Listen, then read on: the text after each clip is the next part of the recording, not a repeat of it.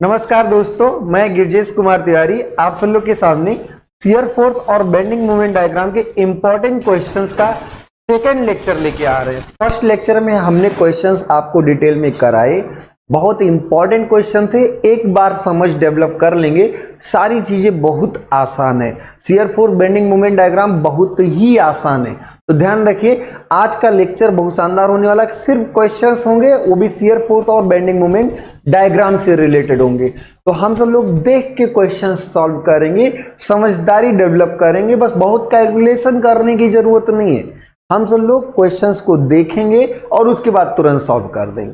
ठीक है, तो आज का लेक्चर अच्छा है, सभी सिविल और मैकेनिकल इंजीनियरिंग स्टूडेंट्स के लिए, सबके लिए इंपॉर्टेंट है। चाहे वो सेमेस्टर एग्जाम में हो, चाहे फिर बीटेक का सेमेस्टर एग्जाम दे रहे हो, या फिर आप अगर डिप्लोमा के सेमेस्टर एग्जाम दे रहे हैं, तो उसके लिए, सबके लिए इक्वली इंपॉर्टेंट है। और कंपटीशन लेवल के लिए तो बहुत ही इंपॉर्टेंट है, क्योंकि सारे क्वेश्चन कंपटीशन में आए हुए हैं। आज का क्वेश्चंस गेट और इंजीनियरिंग सर्विस एग्जामिनेशन के ही क्वेश्चंस हैं, तो सारे क्वेश्चन आपके गेट और इंजीनियरिंग सर्विस में कहीं कभी ना कभी आए हुए हैं, इंपॉर्टेंट है। मैक्सिमम लोगों तक आप शेयर करिए, 1-2 मिनट का टाइम दीजिए। बार बार हमारे पास शेयर करने का इतना टाइम भी नहीं कि हम आपके लिए और भी ढेर लोगों तक हम पहुंचा पाएं, तो आप सब लोग मैक्सिमम लोगों तक शेयर करें। सारे स्टूडेंट सीखें, हर कोई सीखे, हर कोई समझदारी डेवलप करे। अगर वीडियो पसंद आए तो लाइक करें, और चैनल अगर अभी तक सब्सक्राइब नहीं किया तो सब्सक्राइब कर लें।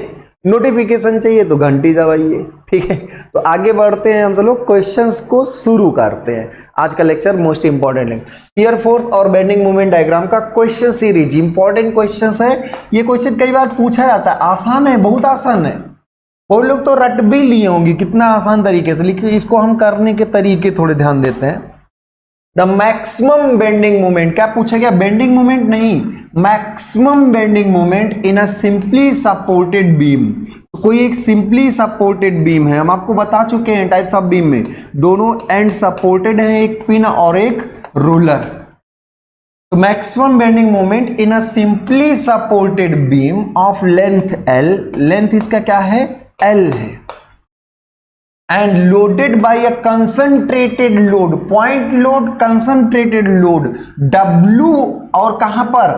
at the mid point। तो मिड पॉइंट पर आपका लोड क्या लग रहा है? W। ये आपका मिड पॉइंट पर लोड लग रहा है, और इस केस में आपको क्या चाहिए? Maximum bending moment. हमें क्या चाहिए? Maximum bending moment. अब ध्यान रखिए, सबसे अगर बहुत बेसिक तरीके से करेंगे तो बेसिक तरीके से सबसे पहले यहां रिएक्शंस लगाएंगे, यहां पर रिएक्शंस लगाएंगे। एक्स डायरेक्शन में रिएक्शन 0 होगा, तो ये रिएक्शन W/2 आएगा, और ये रिएक्शन भी W/2 आएगा, क्योंकि बीचों बीच में लगा, आधा आधा बंटवारा होगा। अब जब आप शियर फोर्स डायग्राम बनाएंगे तो आपको, जैसे बहुत बेसिक से आप रटे भी होंगे, सर कंसंट्रेटेड लोड है, शियर फोर्स डायग्राम जो होगा, शियर फोर्स वो आपका कांस्टेंट होगा, और शियर फोर्स डायग्राम कैसा होगा? ब्लॉक वाइज बने। ध्यान दीजिए, जितने पार्ट में ये रहे, लोडिंग अलग अलग डिसकंटिन्यूटीज डेवलप करता है। जितने पार्ट में लोडिंग, जैसे यहां कुछ अलग लोडिंग है, यहां कुछ अलग लोडिंग, तो उतने पार्ट में इसको डिवाइड कर लें। अब यहां अगर हम यहां कोई सेक्शन लें, तो अब बाएं साइड से पूछेंगे तो W/2 ऊपर पॉजिटिव, दाएं साइड से पूछेंगे तो W नीचे और W/2 ऊपर। तो नीचे, दाएं साइड का नीचे पॉजिटिव लिया जाता है, तो W - W/2, ये भी W/2 आएगा। तो पहले यहां पर, चाहे जहां, यहां से लेकर यहां तक पूरा सेक्शन चाहे जहां कट कर लें आप, ये W/2 होगा। ये क्या होगा? कांस्टेंट होगा, और W/2 होगा, ये ध्यान रखिए। तो W/2 हो गया। अब यहां पर अगर आप ध्यान रखिएगा, जैसे आप इस सेक्शन से इस सेक्शन जाएंगे, एकदम इधर की साइड से इस साइड जाएंगे, अचानक सा W का चेंज होगा, जो कंसंट्रेटेड लोड है उतने का चेंज होगा, ये ध्यान रखिएगा। तो W/2 है, चेंज W चाहिए, तो ये क्या आएगा? -W/2। इधर की तरफ क्या आएगा? -W/2। तो ये आपका -W/2 हो गया। ये आपका हो गया शियर फोर्स डायग्राम। चेंज ये कितना है? W। जहां पर भी कंसंट्रेटेड लोड होगा, वहां सडनली उतना चेंज होना ही होना है। अब ध्यान दीजिएगा, हमें क्या पता है कि shear force equal to slope of bending moment diagram. Shear force equal to slope of bending moment diagram.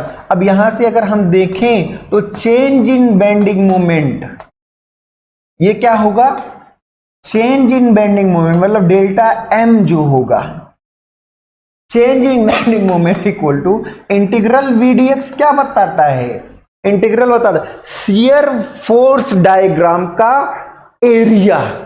Basic concept में हमने इसीलिए इन सब चीजों को कराया, बहुत डिटेल में कराया है। बेसिक लेक्चर आप हमारे प्लेलिस्ट में जाइए, बेसिक कॉन्सेप्ट में बहुत शानदार लेक्चर 1 2 3 तीनों देखिए, बहुत मजेदार है। शुरुआती वीडियोस थे, हो सकता है कि थोड़ा सा कॉन्फिडेंस कम था, लेकिन ये जरूर है कि सारी चीजें बहुत इंपॉर्टेंट थी। ठीक है, तो शियर फोर्स डायग्राम का एरिया, शियर फोर्स डायग्राम का इंटीग्रेशन क्या देता है, एरिया, बेंडिंग मोमेंट नहीं देता, चेंज इन बेंडिंग मोमेंट देता। तो change in bending moment equal to the area of shear force diagram. तो अब यहां पर अगर हम आपका बीएमडी बनाएं, हम क्या बनाएं, बेंडिंग मोमेंट, तो यहां दो सेक्शंस तुरंत आप करेंगे। अब ध्यान दीजिए, ये अगर कांस्टेंट है तो ये लीनियर होगा, ये पक्का है, और पॉजिटिव एरिया है क्योंकि ऊपर का है ना, तो एरिया ऊपर का क्या होता है, पॉजिटिव।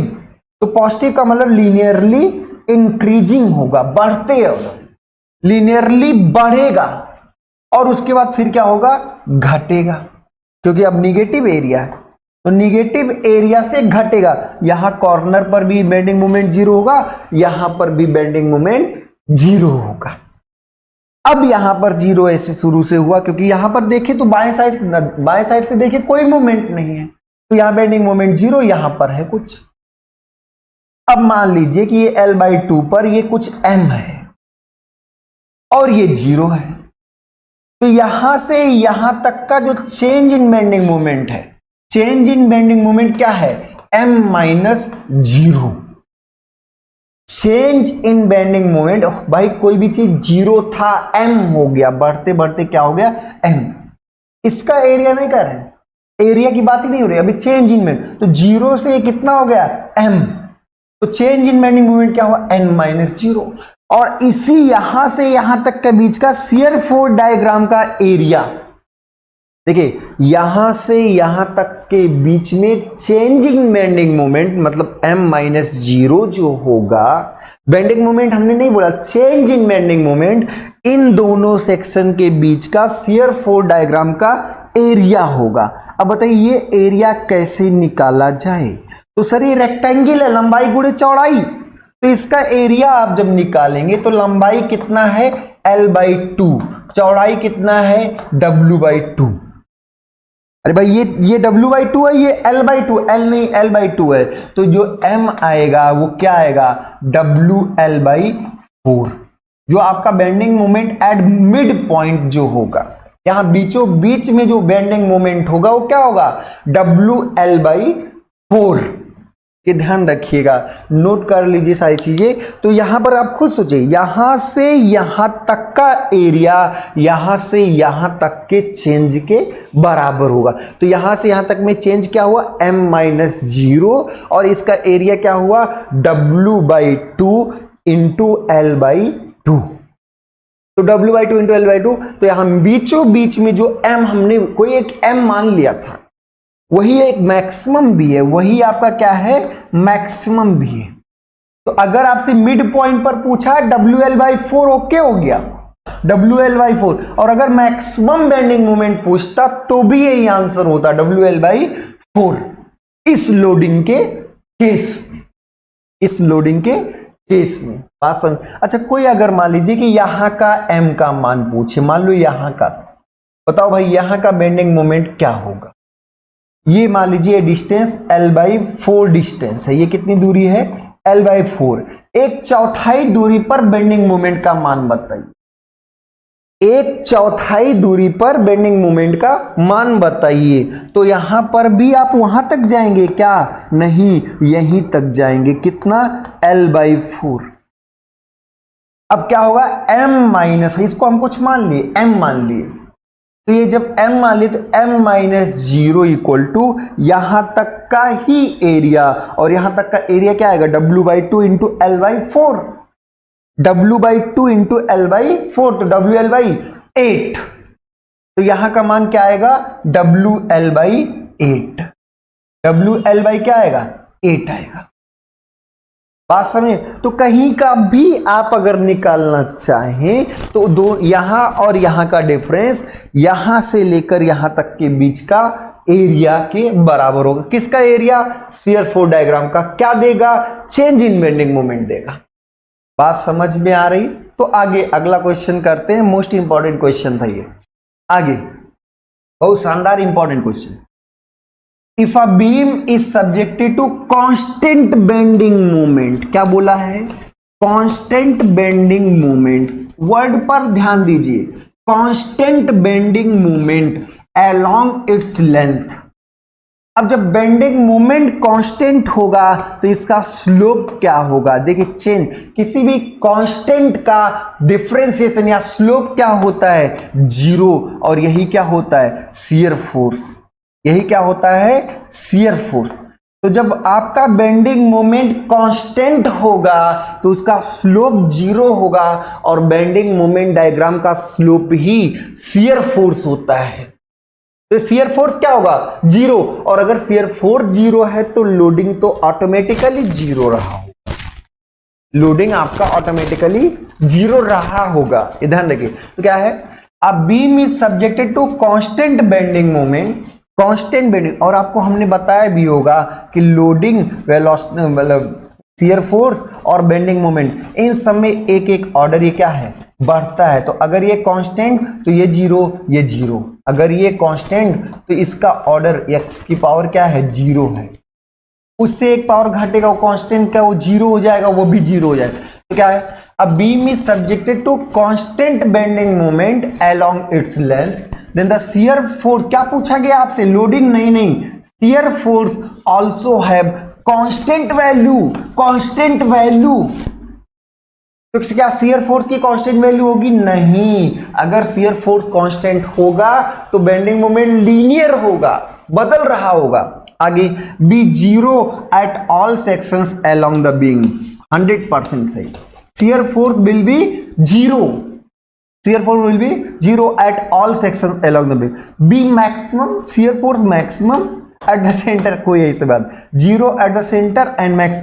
तो ये क्या है, खाली एक जगह पर जीरो नहीं, सिर्फ जीरो कहां, सेंटर पर नहीं, अगर कांस्टेंट है तो पूरी लेंथ के अलोंग आपका शियर फोर्स जीरो होगा, क्योंकि बेंडिंग मोमेंट क्या है, पूरी लेंथ के अलोंग कांस्टेंट।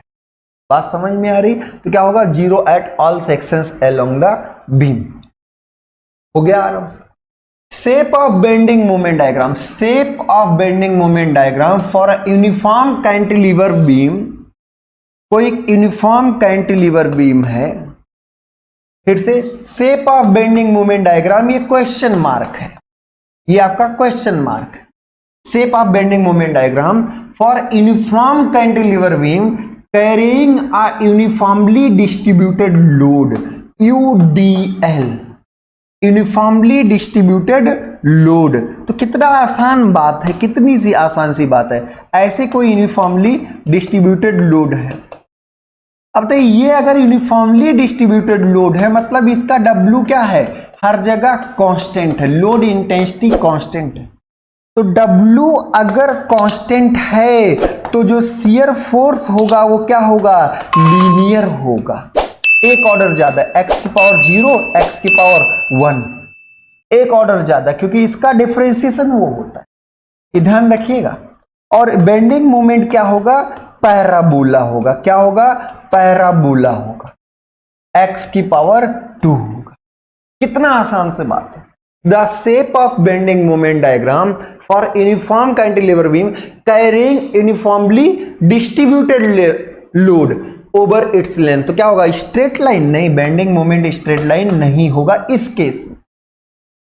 हाइपरबोला क्या बात आ गई है, कोई हाइपरबोला, एलिप्स, एलिप्स भी नहीं यहां पर, तो यहां एक्स वाई दोनों वेरी नहीं करेगा, सिर्फ एम आपका एक्स का, तो ये क्या होगा, पैराबोला, पैराबोला क्या होगा, पैराबोला।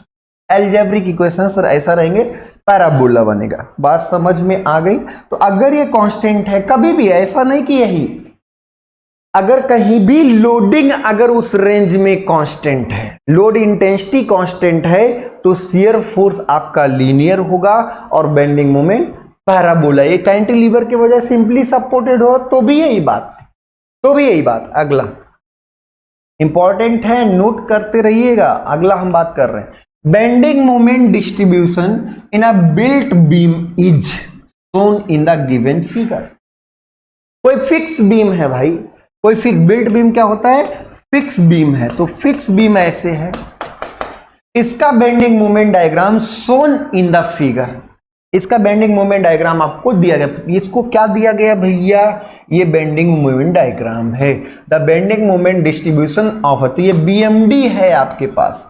अब इसको देखने पे कुछ हमें बातें याद आ गई। क्या बात याद आई? कि ये ए से सी तक, बी तक नहीं, ए से पूरा सी तक एक ही लाइन है, तोड़ मरोड़ के नहीं है। तो ए से बी तक लीनियर है और सी से डी ई तक भी लीनियर है, ये भी लीनियर है। अगर बीएमडी लीनियर है मतलब इसका x की पावर क्या है? 1। लीनियर का मतलब x की पावर क्या है? 1। स्ट्रेट लाइन है भाई, तो m equal to bending moment जो आएगा x की पावर 1। शियर फोर्स पक्का के पक्का क्या होगा? कांस्टेंट होगा, क्योंकि ये अगर लीनियर है, बीएमडी लीनियर है, तो इसका स्लोप कांस्टेंट है भाई, और यही शियर फोर्स होता है। तो ये कंफर्म है कि शियर फोर्स डायग्राम कांस्टेंट होगा, ये कोई दिक्कत नहीं, शियर फोर्स डायग्राम आपका कांस्टेंट होगा। पर इसका स्लोप पॉजिटिव है।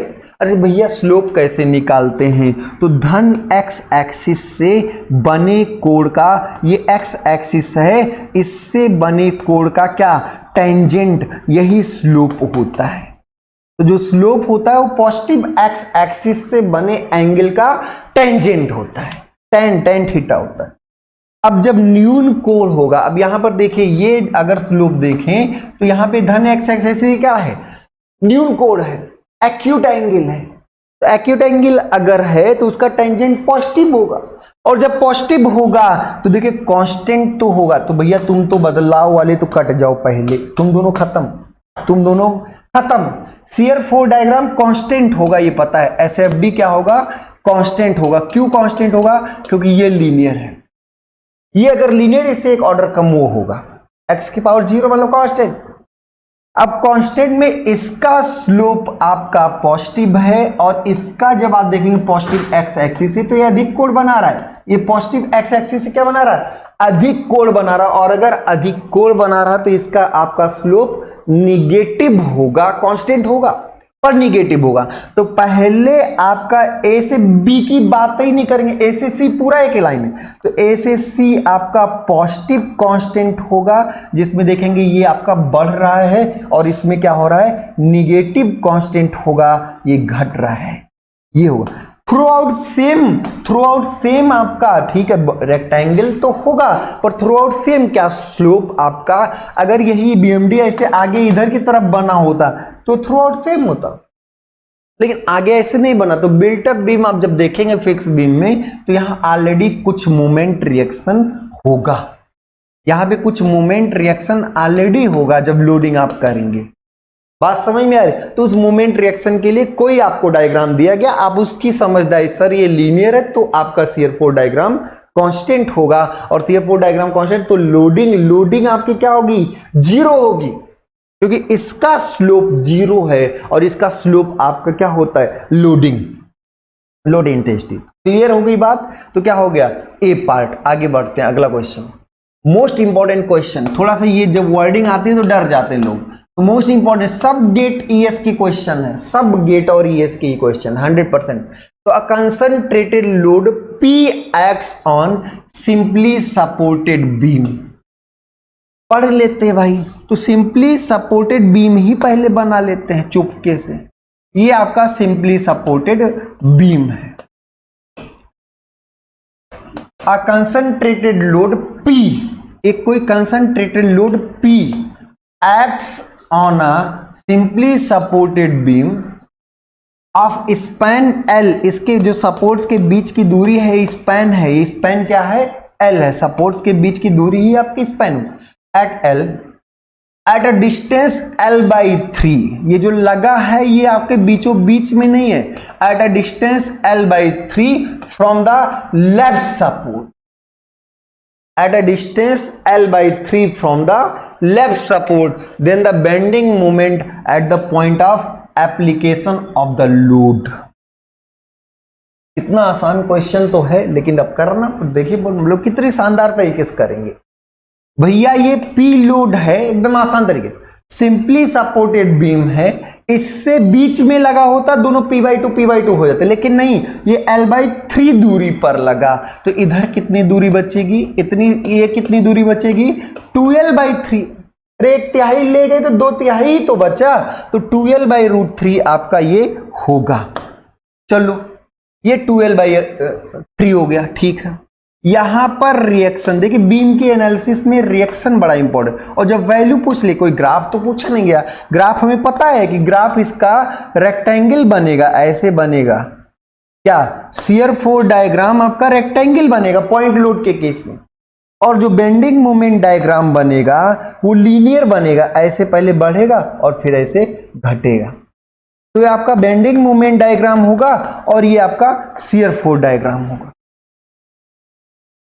तो दोनों हमें बन गया, कोई दिक्कत नहीं है। शियर फोर्स डायग्राम आपका बॉक्स बनेगा और ये ट्रायंगल शेप का बनेगा, ये तो आंसर हो चुका है, क्योंकि यहां लोडिंग है नहीं तो ये कांस्टेंट, और अगर ये कांस्टेंट तो ये लीनियर। अब इसकी वैल्यू इंपॉर्टेंट है, वैल्यू इंपॉर्टेंट है, तो भैया ये अगर P है तो यहां एक R1 मान लेते हैं और यहां क्या मान ले, R2 मान लेते हैं। तो अब ध्यान से सुनिएगा, पूरी बात ध्यान से सुनिएगा।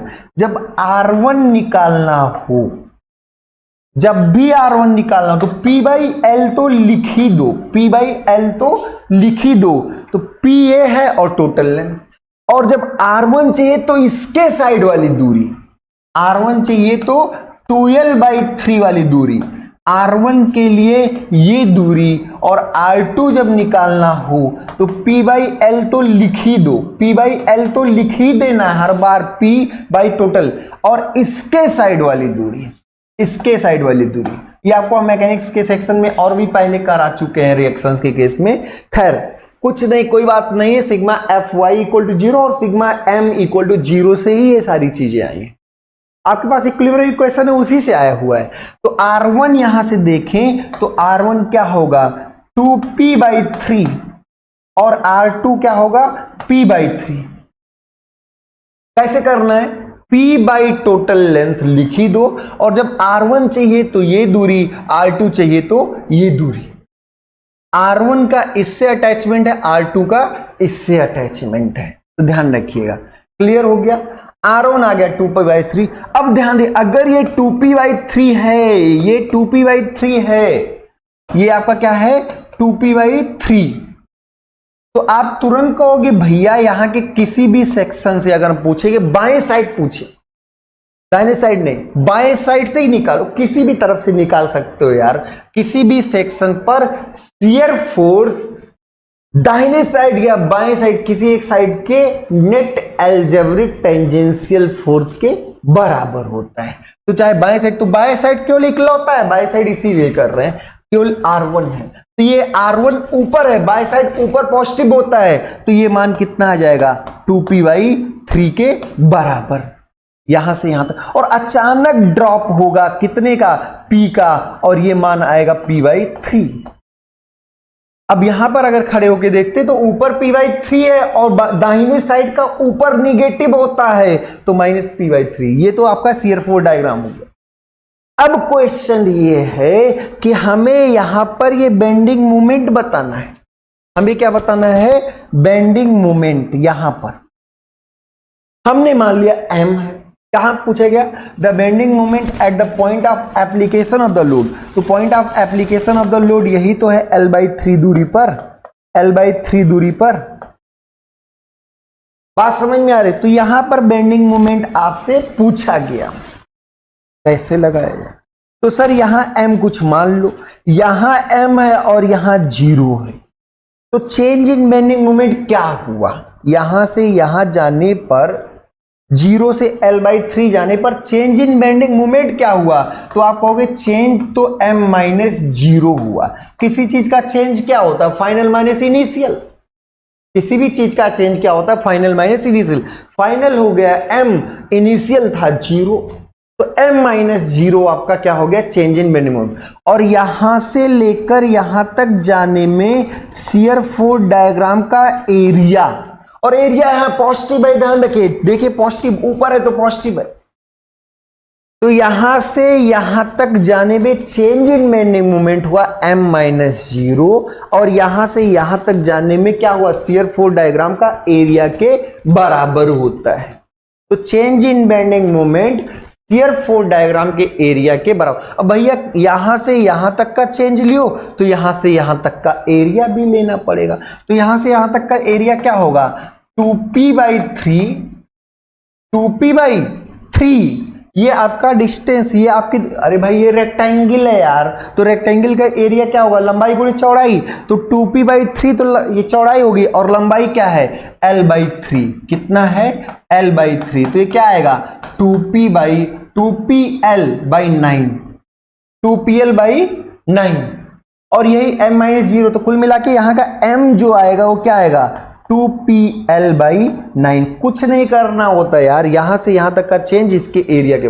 अच्छा कुछ लोग नहीं, यहां से यहां तक का देखा जाए तो इस नीचे वाले एरिया ये भी आप करेंगे गुणा करने पर वही आएगा, चाहे जहां से जहां तक का एरिया चेंज लो कोई दिक्कत नहीं है, बशर्ते जहां से जहां तक का ये चेंज लो। जैसे यहां 0 से L/3 के बीच का बेंडिंग मोमेंट का चेंज m-0 हुआ, तो वहीं 0 से L/3 के बीच का एरिया भी लो। ये एरिया 2p/3 इंटू L/3, तो 2pl/9 हो गया। 2pl/ क्या हो गया? 9 हो गया। बात समझ में आ गई? एकदम क्लियर है, कोई दिक्कत तो नहीं है। मोस्ट इंपॉर्टेंट क्वेश्चन था, नोट कर लीजिए, समझदारी भी डेवलप कर लीजिए। ठीक है, आगे बढ़ते हैं, अगला क्वेश्चन करते हैं।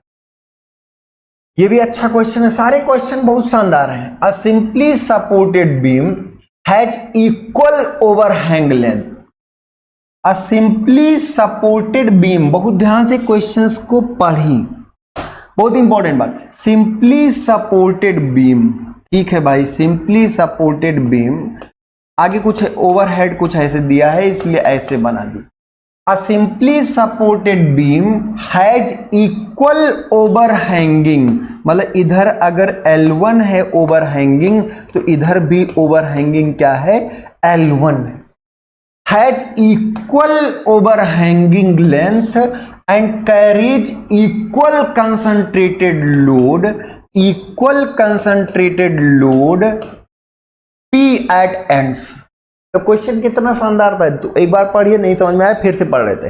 अ simply supported beam has equal overhang, मतलब इधर जो हैंग है वही हैंग इधर है, equal overhang length and carries equal concentrated load P at the ends. तो एंड पर, ये एंड यही तो है, बीच में थोड़ा है भाई, यहां P लगा दिए, एकदम सिंपल सा। एंड्स बेंडिंग मोमेंट, ये क्वेश्चन अब शुरू हुआ, bending moment over the length between the supports. तो इन सपोर्ट्स के बीच में आपसे पूछा क्या गया है? BMD क्या होगा? BMD क्या होगा? बेंडिंग मोमेंट क्या होगा? क्वेश्चन मार्क है। समझ गए क्वेश्चन? एक सिंपली सपोर्टेड बीम था, उसके एंड पर इक्वल लोड्स लगे थे लेकिन ओवरहैंग इक्वल था। अब ऐसे में क्या समझ में आता है सर?